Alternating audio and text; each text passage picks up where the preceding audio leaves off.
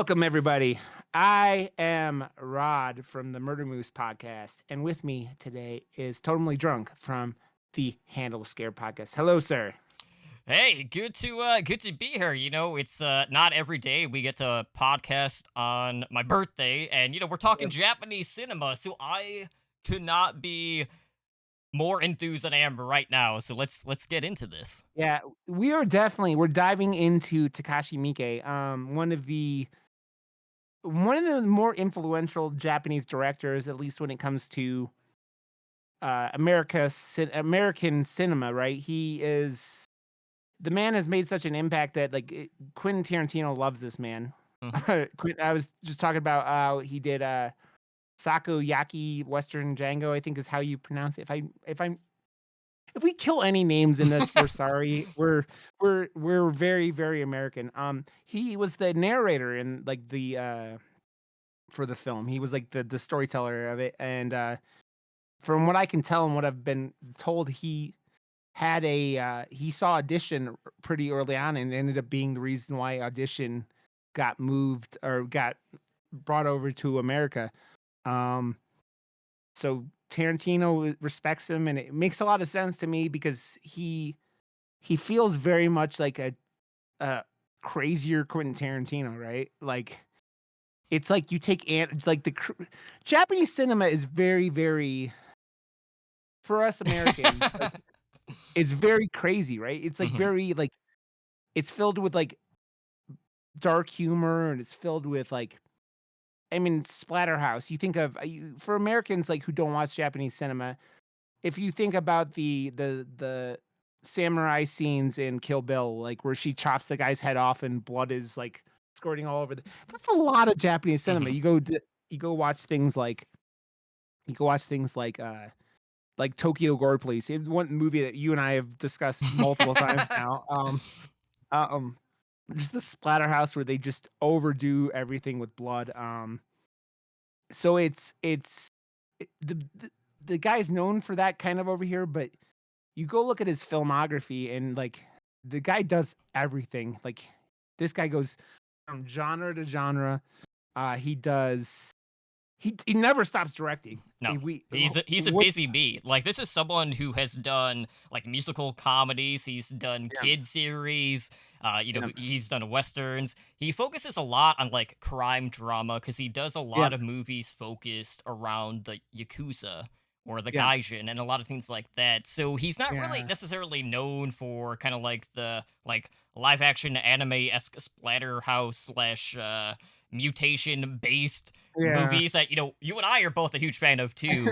But it's yeah, just it's crazy because when you think about directors, there are only a few that I would say have that very distinctual style to their filmmaking.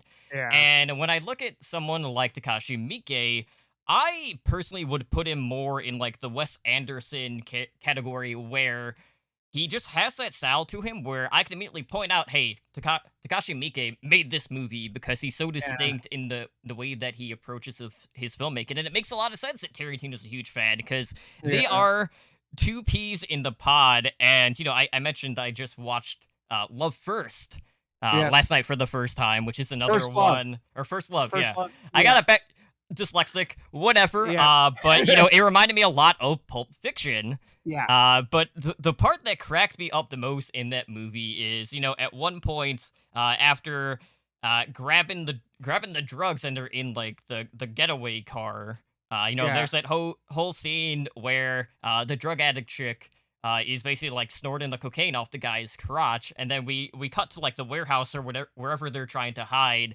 yeah, and you see the guy who is just coked out of his effing mind, and he's getting into like almost like a samurai battle, like samurai sword versus a gun in the guy's case, yeah, with someone that didn't quite get killed like she was supposed to, and you just see her like chopping off the guy's arm, and you see all the like theatrical blood spewing out everywhere, and the yeah, guy was holding the gun in one hand, and that was the one that was cut off. So you see him reach down trying to like pry his own hand open that's on the yep, ground, and the whole yep, time I'm just like, man, like it's rough, but it's all of those things, and Even though there are some things that maybe people would consider to be more toned down based on Miike's standards, Yeah, I haven't really found anything that I haven't really enjoyed from like a first viewing experience. yeah, So just gonna keep the ball rolling until I yeah, find something that I don't like. And even if I yeah, don't like something,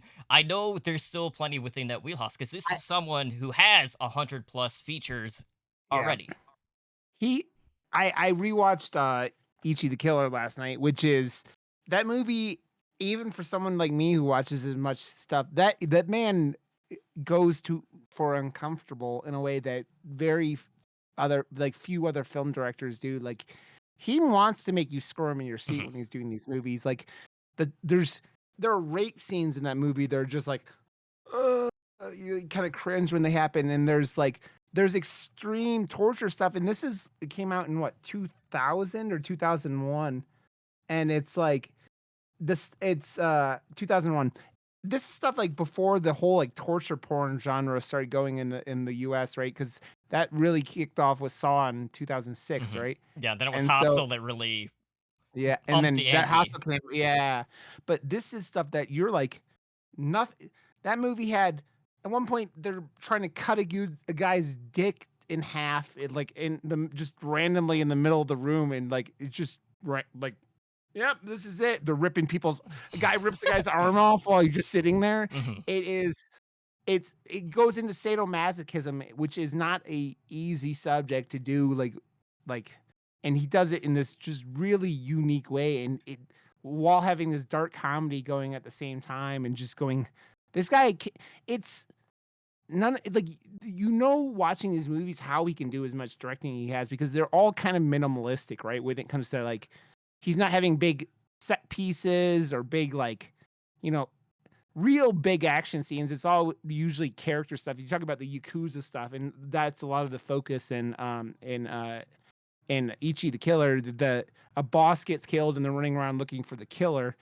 Um, but he takes what he does and makes it as extreme as it can. Like that movie has scenes where just blood's squirting out of fucking doorways and stuff like that. And Ichi the Killer is killing everyone with his shoe. He's got like a blade in his shoe, and he at one point he cuts someone in half, like head to toe, and I'm like, but the blade isn't like you need like a 6 foot long blade to go through people like this, but it doesn't care because he's Mhm. just doing this crazy extreme, you know, Takashi Miike style where it's just like he doesn't have like you talk about 0 to 100. This motherfucker is going like 0 to 1,000 like instantaneously because the opening credits. If you've never seen Ishi the Killer, the opening credits, the title crawl, literally comes with a guy coming on a plant, and then the title comes from the semen. Is the it's just how Mhm. bonkers is that? So you go know immediately this guy doesn't mess around, and he's gonna show you what he wants to do and do it his way, right? Yeah, it's immediately jumping into the perverse aspect of his filmmaking. And what's weird Yeah, to me too is, you look at other movies in like Japanese cinema, and there are a lot of like those psychosexual yeah, type subgenres within Japan cinema. And kind of I think the one that most people will probably know is Tetsuo the Iron Man. yeah, Which is its own very unique thing for its time that is kind of like how to describe it? It's kind of like a Eraserhead if it was just about a guy inserting metal rods into himself, yep, essentially, but the entire yep, time. And then you just have these really awkward sexual encounters in that movie. But that's what I love about Takashi Miike. You don't know what's gonna happen. You just know yeah, that at one point it's gonna get off the rails.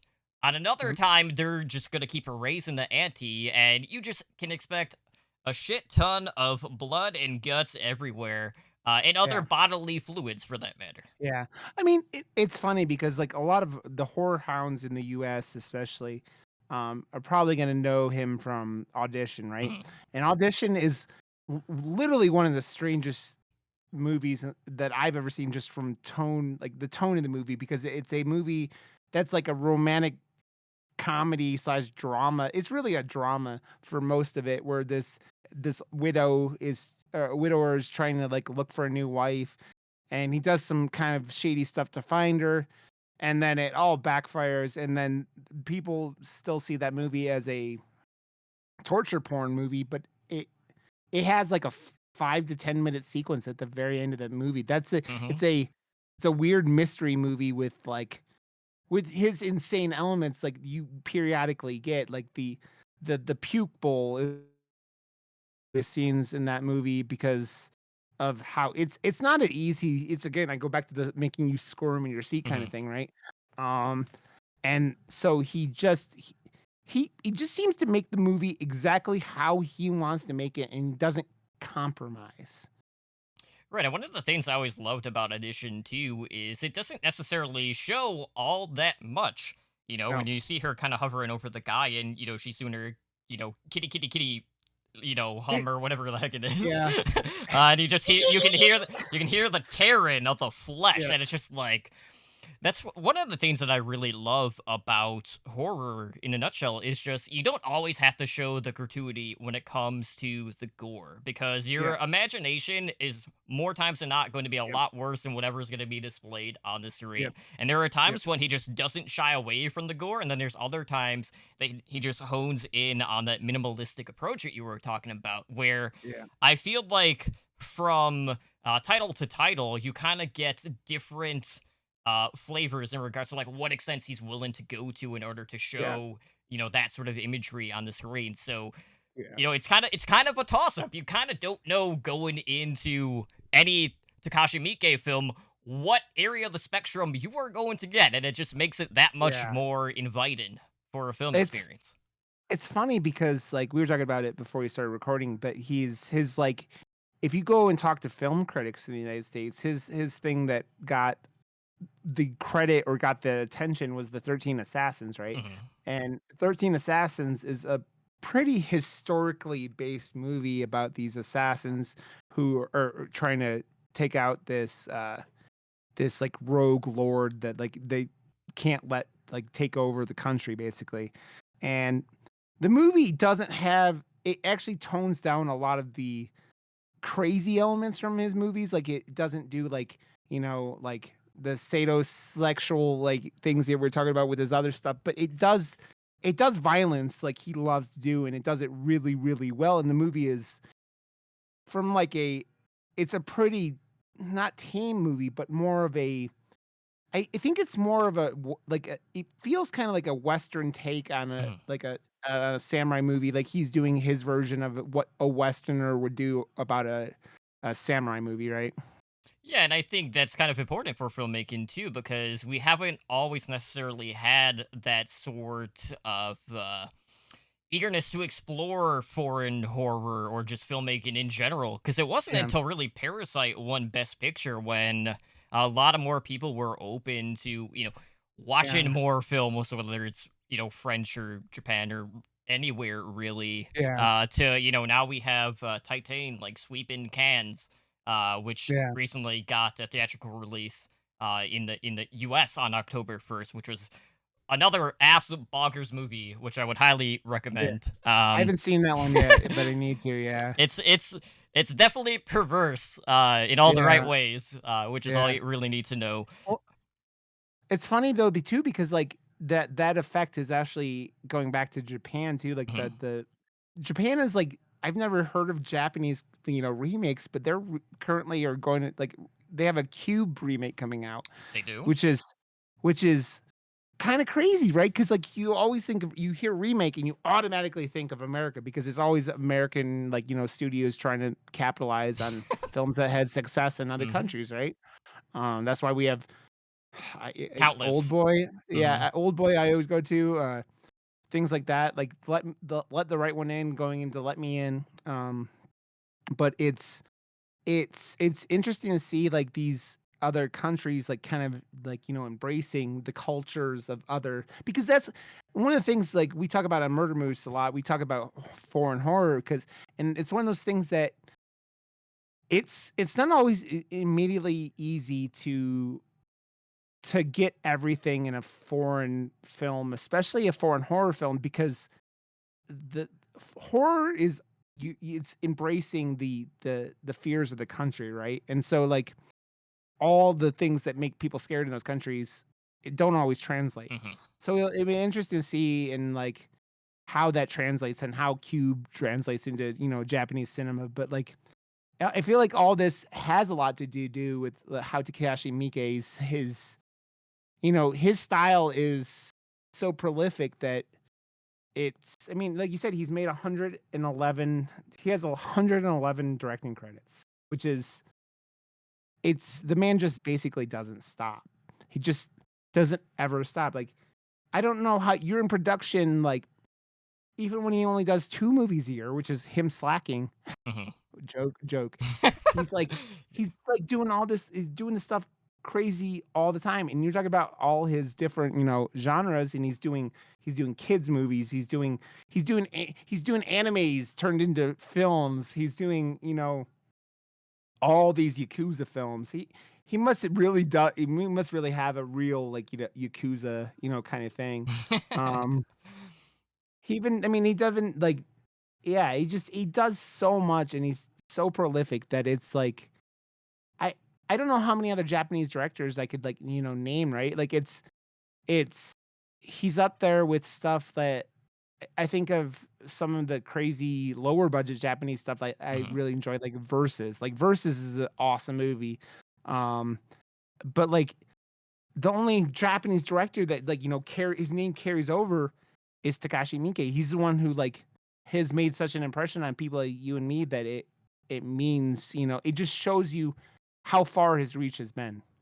Yeah, and I feel like just being in that conversation with Tarantino a lot, it Yeah. kind of just transcends filmmaking where a lot of more people are just open to checking out his films. And I know like right now, obviously a lot of the discussion in regards to like foreign cinema is revolving around Squid Game and the success that that has Yeah. found on Netflix since it is as of like 3 or 4 days ago like the most viewed Netflix original Yeah. to date globally, which is amazing. Like I'm so glad to see how many more people are checking out. And also shows how big the Eastern market is.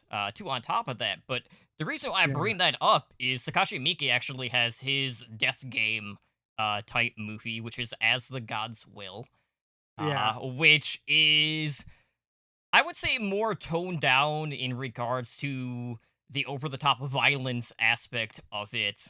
But Yeah. this is a film that I'm constantly just thinking about because there are some just absolutely like ludicrous games in that movie.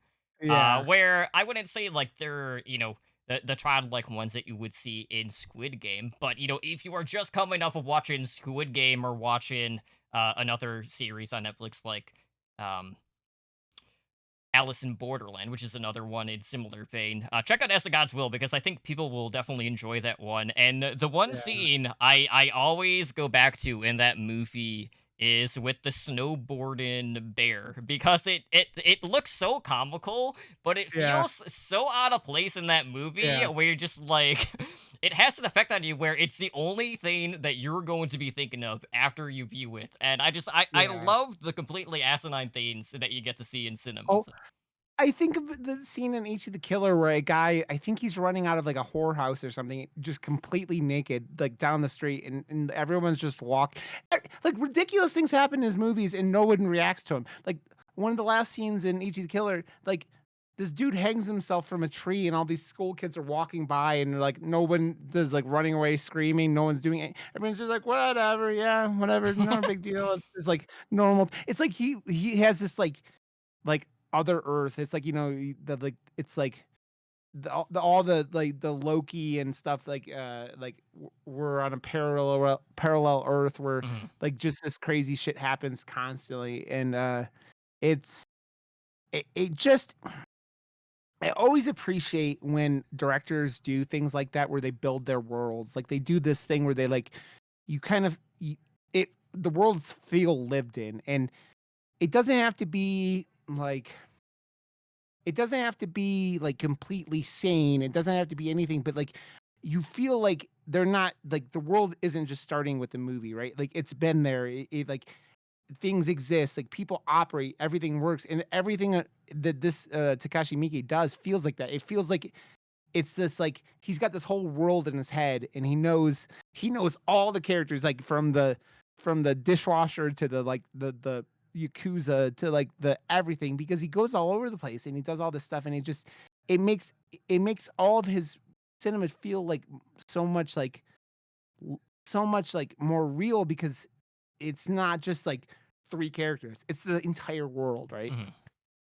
Yeah, I get that. And, since he is like such a busy person too, I'm always in a position where I'm like, okay, I could like check out a new film every week. And I feel like I'm never going to get caught Yeah, up in my yeah, lifetime. And that's like, how many directors can you actually say that about? And on yeah, the other hand, like, how many directors can you say you would actively go out of your way in order to pursue watching someone's yeah, entire filmography? And that's the yeah, category that Mike is in for me, where yeah, I could basically do it every week. Granted, not everything is released in the United States, and that could definitely yeah, make it very hard. So hopefully we get to see some more stuff imported over. But yeah, getting back to like the whole like remake discussion really quick. The one thing I've always found intriguing about that is, I understand the discussion of wanting to remake something for American audiences, but what I find more intriguing is just the amount of time that it actually takes to fast track a project in order to get it into production, get shot, and get released yeah, in theaters. Because there have been instances in the past where I remember watching a movie that just premiered in its origin country, and then I'm hearing about remake news and production 2 or 3 weeks later. And I think the last time that happened was with Silent House, which yeah, was remade and released in the states. But it's a mixed bag, like most remakes. yeah, I think probably the most notorious one in a good way was probably the Rain remake. A lot of people look up to, or yeah, even like the original Grudge remake that they did in the yeah, states. Everything beyond that just kind of fell flat, both with the yeah, Rain and the Grudge. And yeah, we're not even going to talk about One Missed Call, which is that US remake was absolutely garbage. yeah. They got real like after that first Grudge and after the first like the Ring stuff. They I think they just started like renting out any properties they could that had been Mhm, successful in Japan and I think that it's Japanese cinema is very, very unique. It's very, very, like, colorful and, like, quirky and all the stuff and the all the stuff that Takashi Miike does so well, like, I know there's probably normal Japanese, like, like, romantic comedies and stuff like that, but, like, anything that I ended up getting my hands on is off the wall bonker shit because, I mean, we're looking for crazy, crazy movies, right? And, like, I I think of a movie called, Returnal, I think is or re it was a movie that would basically it was E.T. meets The Matrix that I have a copy of, and, some and it was insane, and, talking about Versus earlier, Versus mhm. is basically The Matrix versus, meets Evil Dead, and so it's like, you just get all these stuff that are just these complete bonkers, like, hybrid, like, concepts, and they don't care about, like American filmmakers can't do things like this because they won't get budgets, they won't get the stuff. Like as long as these guys make these movies in Japan and are like it doesn't matter if they're bonkers. Mhm. They're like as long as people go see them and I think it just seems like if they make money, they get to keep doing it. It doesn't work like that in America unless you're someone really really like you think about it. Like think about a movie like Rubber. Mhm. Rubber, like, might probably would've gotten way more attention in Japan if they would done, like, a crazy Japanese version of Rubber, but, like, Rubber's about a tire that rolls around and kills people. Yeah, blow Stuff shit shit up like with that its mind. yeah, yeah, with this ment and there's a fourth wall shit in it, and the movie's bonkers, but, Mhm. like, shit like that doesn't get made over here, and, like, here's Takashi Miike making insane shit like this all the time, like, all the time, and it's just he they you look at it because I think most people in America, when they think of Japanese cinema, or they're more thinking about like anime, right? It's Mhm. like the kind of what gets the attention, and there's a lot of people that love anime here, like things like Dragon Ball Z and Naruto and shit like that. But like, there's way more in that to like than I mean, their cinema is bonkers. I mean, it's bonkers. I really need to find like meet some Japanese people and like, can you point me to like, an equivalent to, like, The Notebook? What's the Japanese Notebook? What's the Japanese Notebook? Uh, Stuff that, like, that's Death Note. Yeah, yeah, man, man, that remake Yeah, we're is not. yeah. That's a Oh, sensitive oh. subject. William Dafoe though was good. Hmm. But man, That doesn't so make up it's for the like rest. yeah, no, it doesn't. So it's just like it's so cool to see like this guy who gets to make these movies like this that are just like he does things that like wouldn't happen. And like we talk about Quentin Tarantino, you talk about Wes Anderson. Hmm. He's got that like, and he also's got the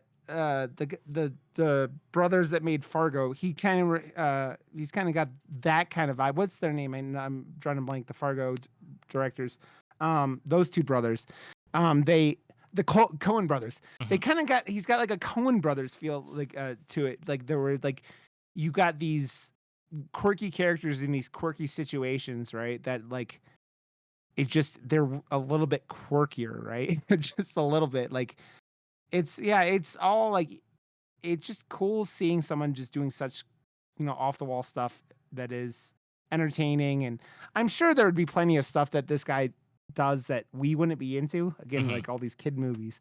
But everything I've seen of his, I've seen probably 5 or 6 of his films, and I've really enjoyed all of them. 13 Assassins is a legit like, I think if you're scared of things like Audition, like, if you're a little, like, tamer with movies, it's very like, if you could sit through things like Braveheart, Hmm. you could sit through 13 Assassins. A lot of people get killed in that movie, a lot, and it's bloody, but like it's realistic things. It's not like Ichi the Killer where people are getting their faces ripped off and like being hung from their backs and stuff like that. Oh And yeah, the yeah, hooks. Yeah, those are the yeah, the best. hooks. And Yeah, then he's suspension. pouring like, yeah, he's doing suspension and he's like pouring hot oil while he was making tempura and then like pouring the oil on this guy's head. And with his Joker. That's another thing. The main character in that movie has such a cool design with his blonde hair and the scars and Mm. the cut face like Yeah, Joker you and get everything like the that. whole dragon smoke effect, basically, whenever Yeah, he's smoking. yeah, yeah. It's just unique and cool and like again, audition's a real important movie. I feel like and you think Quentin Tarantino for being here and getting all the attention it's gotten, and it just everything. Like I keep saying, everything I've seen of his, and you talk about things I haven't seen of his, and I'm like, Hmm. damn, I gotta check that out. His western, like I said, was cool shit when what I remember. I don't know where my copy of it went, and you can't find streaming. Like it's very hard. Like Shutter has Ichi the Killer right now, so Hmm. if you're on Shutter, check out Ichi the Killer. And Um, if you're not on Shutter, what are you you should waiting be. on? Yeah, exactly. I don't I think I talk about like people might think I'm getting Mhm. paid by Shutter at this point because I don't shut the fuck up about it, but yeah, it's Shutter's an amazing service, Yeah, and it the other one I would recommend people check out if they're into like the more oddity type movies would be Midnight Pulp as another really good streaming service who does a lot of the like low budget grindhouse yeah. movies. So that's another one that also kind of has a free selection and also kind of like the premium plus Yeah. as well. I wonder if there's somewhere on the internet. I bet there is. What the average? I'm gonna Google it while we're sitting here talking. Okay. What is the average budget of a Takashi Miike movie? If I had to guess, I would probably say between 3 and 5 million. I think Yeah, it's extremely low because most of his films are very profitable. yeah, and he's doing so many of them. Like you think about it, when you're doing 3 films a year, you don't have time to do big action sequences and CGI and all that stuff. Um, Yeah, who has time to do all that post production? You got to fire up the next one and just go. Got to keep bringing in that money. oh yeah, I mean I found an article as I'm looking for that, and on his 100th movie, Blade of the Immortal, how like Quentin Tarantino's talking about quitting at his 10th movie, and his 10th movie, and these guys are about the same age. Hmm. Also, I figured out before we started recording, Okay, me and Takashi Miike had the same birthday, you did. so we're fellow Virgos. So, um, That explains a the lot about you. yeah, I mean, it does. It does. I'm just off. I don't think I'm as crazy as Takashi Miike, but Well, I also I'm haven't seen you very direct anything, so, yeah, we maybe exactly. we don't know. Maybe you give me a camera and like send Yeah, me off to 3 to Japan. $5 million, and, Yeah, you'll be yeah, good there to you go. go. I don't know what I'm gonna do with it, but we'll figure something out. Mhm. But yeah, I I feel like look at the run that Mike Flanagan has had here over the Right? last, 10 years. Like, even then, like, he's done 3 TV series and how many movies?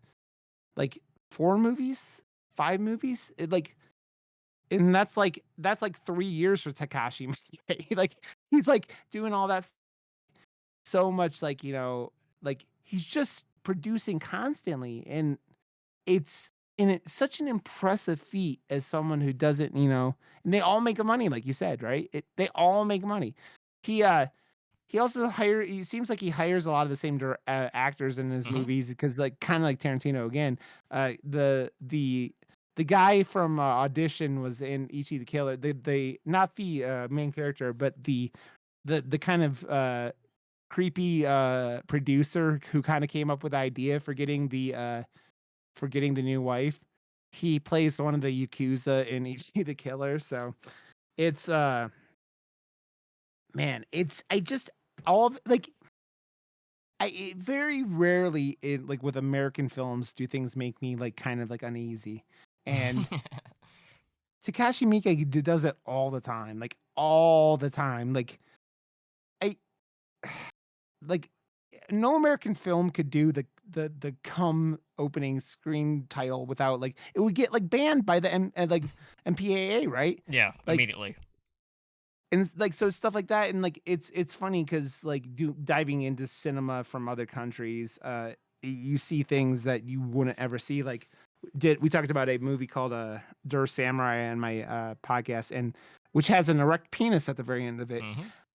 That automatically makes it porn, like, basically by the MPAA, and so it's like it's stuff that, like, the different standards for different countries, it kind of, like I'm assuming that Takashi Miike still, like, kinda pushes the limits for what the Japanese censors will allow, right? Yeah.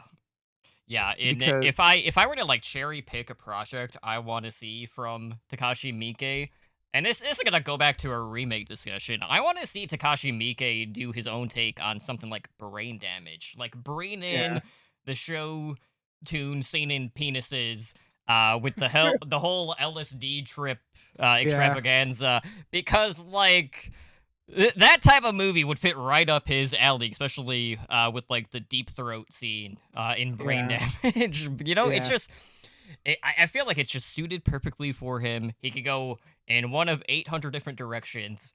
And I'm sure he could get the money, no problem, to back any sort of project that he wants. But he does strike me as a filmmaker who is probably going to work until he dies. Like he's very yeah, Clint Eastwood in that retrospect, where yeah, Eastwood is coming out with the movie basically every year, it seems like. yeah, yeah. I mean, with him being 60, I mean, Clinton Eastwood's got what, 25 years on him? Yeah. Like, Clinton is like mid-80s at this point. Um, I think of like so like I haven't played them, but the Yakuza games, I feel like if he did like a bonkers Yakuza video game like movie, it might be kind of crazy because he's done video game movies. If you He look through has. his like the newest one was like a role playing game kind of thing where they like all dress up like weird characters and stuff like that. I watched a streamer play it, and I'm like, man, Takashi Miike might could do some crazy shit with something like this too. Like, you just go with anyone whose imagination is like that broad and like is willing to dive into so many different directions. It just shows you that he'll try anything, and like it's funny because we're talking about all these different kinds of films he's done and, directions he's gone. He changes genres like more than almost any director. Like it goes back to Quentin Tarantino again because Quentin Tarantino's always changing genres, right? Mhm. Like if you're doing all these different types of movies like in different things, like a, a horror movie isn't exactly the same to direct as an action movie, right? Like it's not that he's doing, like, Fast and Furious type movies, like, but, like, he does dramas and horrors and all the in, like, kids movies, it looks like. Again, not seeing all of his stuff. So if something's called Ninja Kids, and we don't know, we don't know if people are getting their heads chopped off and shit like that all over it. But it's again, it's hard because he's done 111 movies. You can't we How many of these have made it to the US? I'm not sure, but it seems probably like 10, 15 of them, maybe. If that. Like, yeah, it's like again, like the only one that's ever gotten gotten played in like art house film, your theaters here was like 13 Assassins. That was the ones Mhm. that critics reviewed and all this stuff. So it just shows you that it doesn't you don't need Hollywood to like be a prolific director, right? No.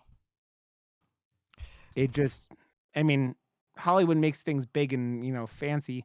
It kind of things makes me think of the Truman movies from the '80s, right? Like, Okay. where they're putting out all these movies, like, on a continuous basis, right? And those movies weren't as high quality, right? But, a lot of them were entertaining, but, like, it's that just you're putting out movie after it's kinda like just the VHS revolution, right? All those directed, because I think we talked about it before, but, he's, his movies all get theatrical releases, but, I don't think the theatrical releases in Japan are as special, right?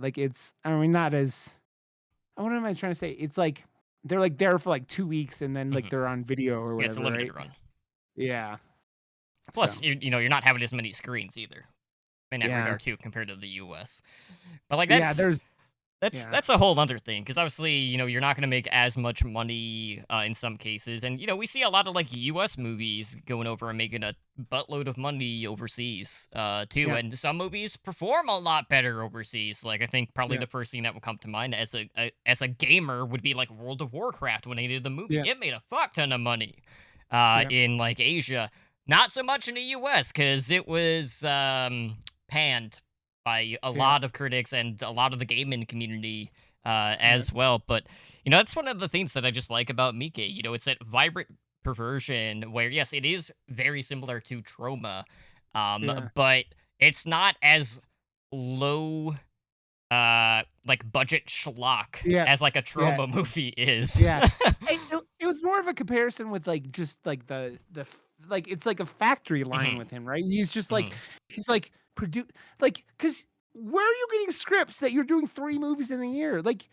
You're just think about that, you're doing movie after movie after movie, that's 4 months to make a movie. To make a movie, you're going, casting, shooting, editing in 4 months, and the next one, casting, shooting, editing, and, over and over and over again, and, his slow year's 2 movies a year. That's, 6 months, shit. You think about, look at a Marvel movie, in America. Again, CGI and everything, but, those movies are done, 6 months before they, before Mhm. they, appear in cinemas, and, that's not what Takashi Miike is doing. He's doing things, and it's, are in these small he practical effects.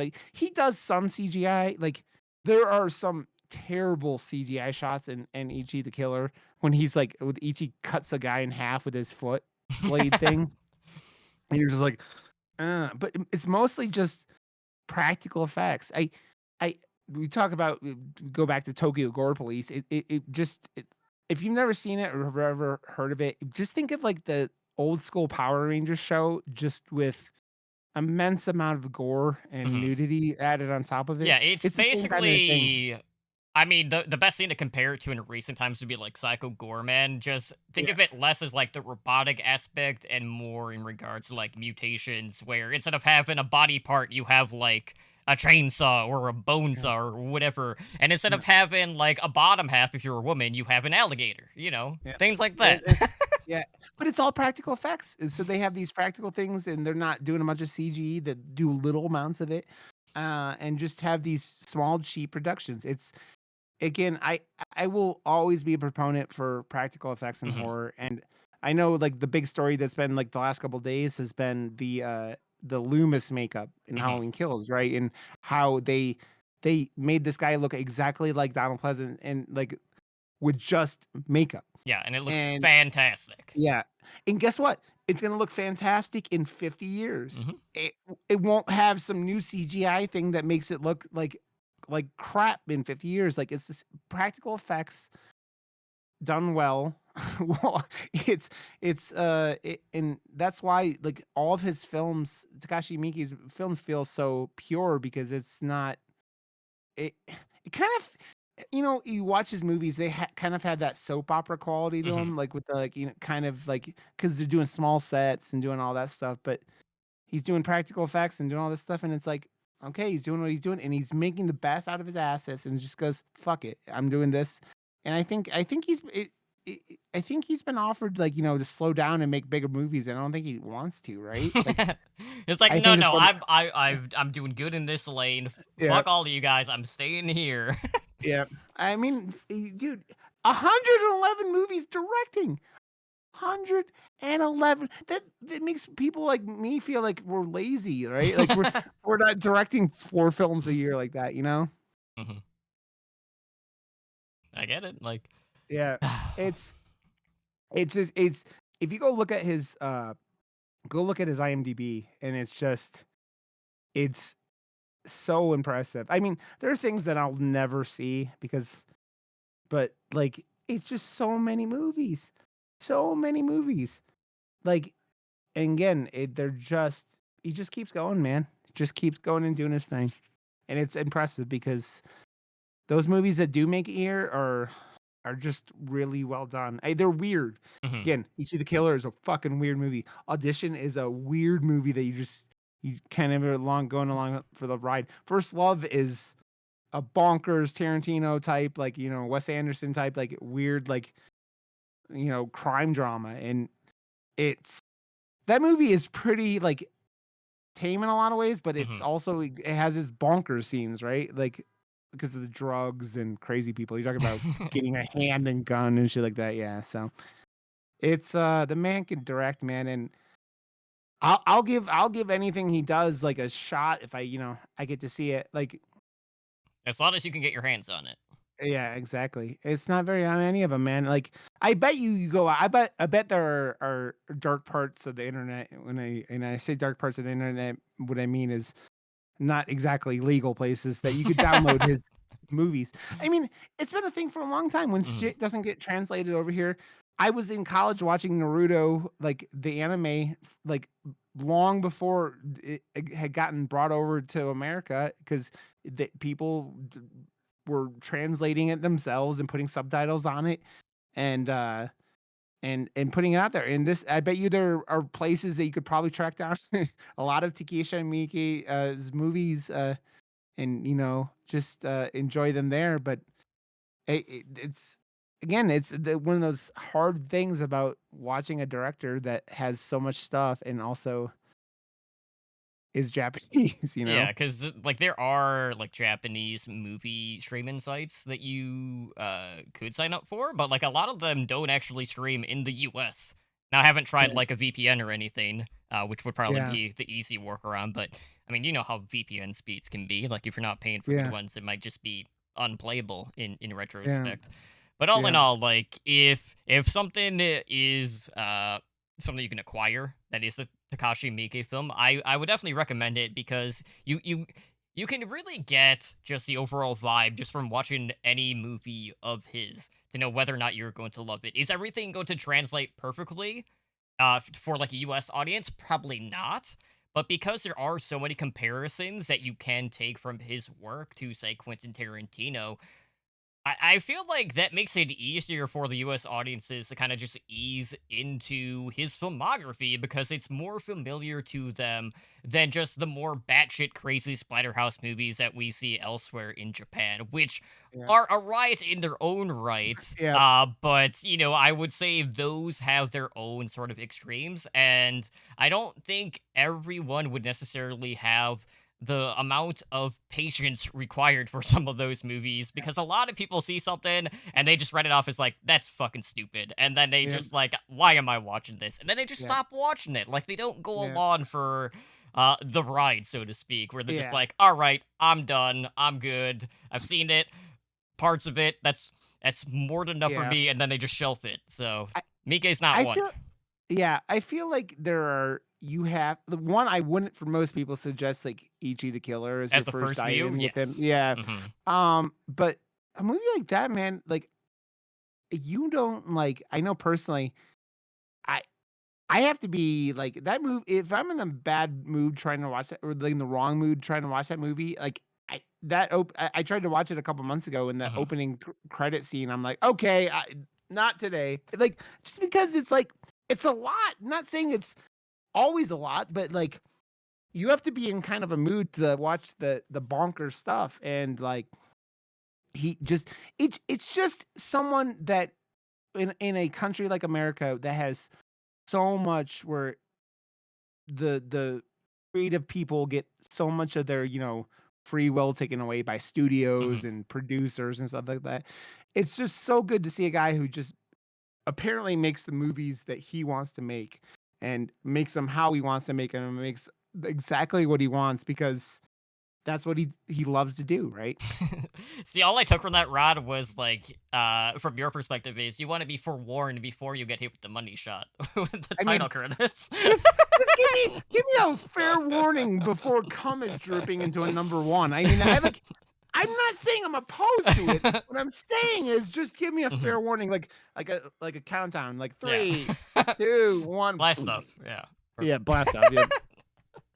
Uh, so I don't I mean, I think we covered a lot of it. Like Mhm. it's so hard to completely dive in because of just you and I like for we've watched more Takashi Miike movies than probably 99% of the population, right? And like and we still have barely seen any of them. Mhm. Like I said, I've seen I think I've seen Audition, Ichi, the Western, 13 Assassins, and then First Love. So I think I've seen like 5 of his films, Mhm. and that's like a drop in the that's That's literally dropping a bucket. yeah, it's not even 5% of his movies, cause 111. So you're going like 3 or 4% of his movies I've seen, and yeah, so I guess, like, even if you factor, like, what is not readily available to you, like, yeah. that will bring the number down, but it's still just a drop. Yeah, exactly. You're getting such a small context of the content this man has Mhm. created, and you go, "Well, I mean, it w it is what it is," and I did really enjoy your point about Parasite because I feel like that is opening eyes, and maybe it will get more people going back and watching more of his stuff, but, like, even Shudder doesn't have that much Japanese cinema on it. No. It's like it's got little amounts, it's got stuff like, If Dark Ichi in it. Waters is still on there, definitely go watch that. That's one of my favorite, like, Asian I cinema. I haven't seen that one. There's a lot more that like, even for what I have seen with Asian Mhm. cinema, Oldboy's still probably my favorite of all time, but, like, there's Korean cinema. The Squid Game thing, Mhm. Korean cinema is I often think Korean cinema is better than America's cinema in a lot of ways, and it's good to see Squid Game getting that attention, and I just think that maybe if people go out there and open up their eyes, they'll find more gems like Takashi Miike because he's just such a unique director and such a like it's such a weird tone. Like the such a weird like you go, "What is happening?" Right. Okay. You just can't it's like a roller coaster with like gore and like the dude in Ichi cuts his tongue off like because he offends the yakuza and so like stuff like that is just like, "What? What?" And he's so stuff like that and like the audition's a weird movie like we talked about. So everything he's done has been pretty cool that I've seen. So he's a director that I think more Westerners need to check out.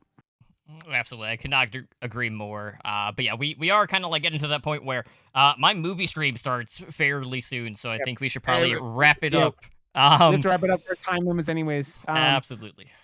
So why don't you tell everyone where they can find you real quick? Yeah, absolutely. Well, I'm on Handle with Scare. We release weekly episodes every Thursday. We are a horror podcast, of course, on the Slash and Cast podcast network, focusing more on the phobias that horror movies emphasize. And you can find us, on Twitter primarily is probably the best place to find us at Handle with Scare. We also have a website at handlewithscarepod.com. And of course, we're available on all major podcatchers. Yep. And I am on Murder Moose. It's a podcast that focuses on foreign and indie horror. We've been doing a lot of crazy stuff because I've been kind of like winging it with co-hosts lately. Well, you But two are also kind of crazy, so I it know makes sense. exactly. Yeah, that is also that's true. But we do a lot of that stuff, and we have our Murder Moose .com, and we have our Twitter, and everything is Murder Moose Pod, and we just release daily or weekly. Yeah, we release daily. But we release weekly podcasts, and you can find them on all major podcast catchers also. So thanks for hanging out with us, guys. It was a blast talking about Takashi Miike. Yeah, and be sure to stay tuned for the rest of the virtual convention hosted by Slash and Cast, and we'll see you guys next time.